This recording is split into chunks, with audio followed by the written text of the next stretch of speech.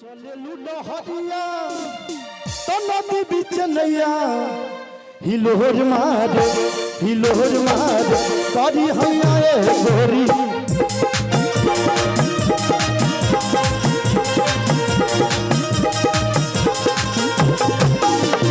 चले लूडो हरिया तो नदी बीच नैया हिलोर मार चले लूडो हरिया तो नदी बीच नैया हिलोर मार करी हैया गोरी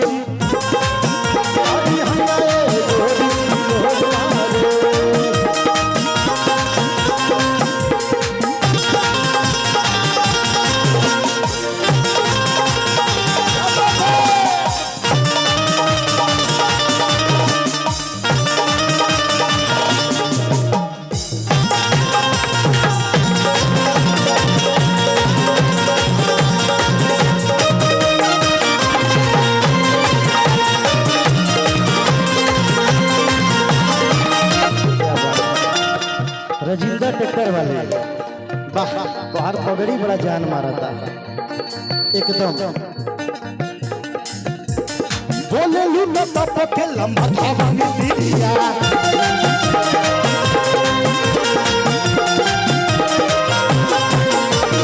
हटलू तब फूल धर दिल के भितरिया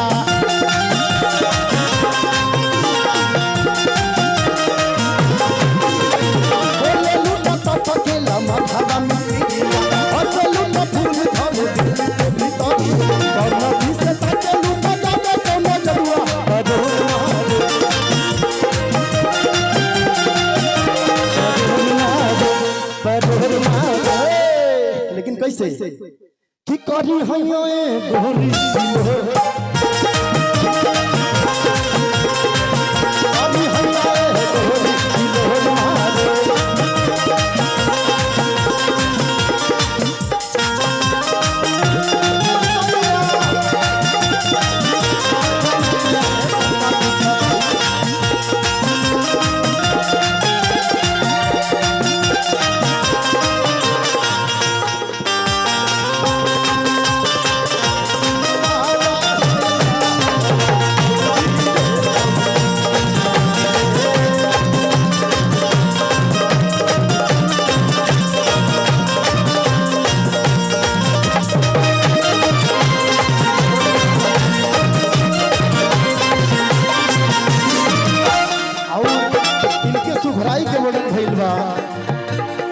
रजिंदा ट्रैक्टर वाले क्या बात है 101 रुपए का प्यारा सा आशीर्वाद आया है। भगवान करे उनका ट्रैक्टर ऐसे ही दिन दुगुना रात चौगुना चलत रहे का संजय भैया। राम जी बनौले माडो बोरे बोरे लाठी से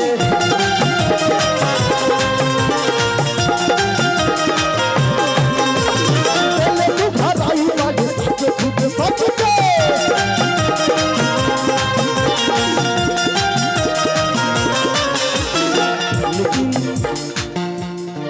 का तू के राम को बनेले बना बाहरे बड़ी एल्बम के दुनिया में तो तालका मचैते हो आज जुगियो तालका मची लगाता। राम जी बनौले बाड़े बोरे हो देखी राम जी बनौले बाड़े बोरे बोरे राती के ए भैया कि जोड़िया बनल रहे हरे दुल्हा कि दुल्हीन के असमधि समधीन के ना जोड़िया बनल रहे दुल्हा दुल्हीन के समधीन के ना दुल्हा दुल्हीन के है समधि समधीन के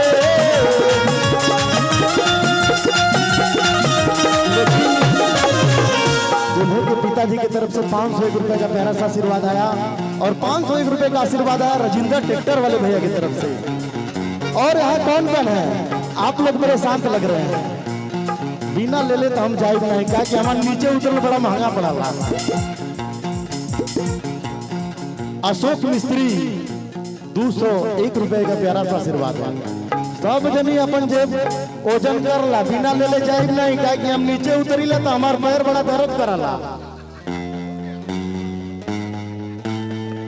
चैत के दौरी भी हमारा राजेंद्र भैया, चैत के दौरी इसमें बड़ा तेज चलता है, यही से ट्रैक्टर का कमाई राजा धक्का धक आवता, दौड़ियाई के पैसा आना।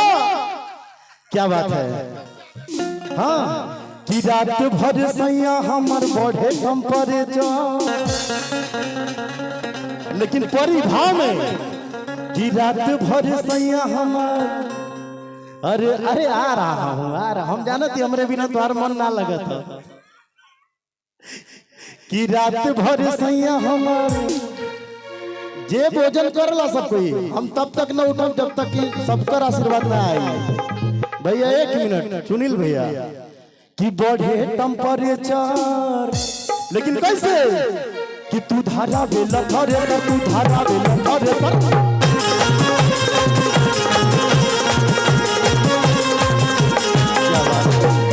और बड़ा ही प्यारा सा आशीर्वाद आया है राजेंद्र ट्रैक्टर वाले भैया की तरफ से, 151 रुपए का फिर से आशीर्वाद आया है।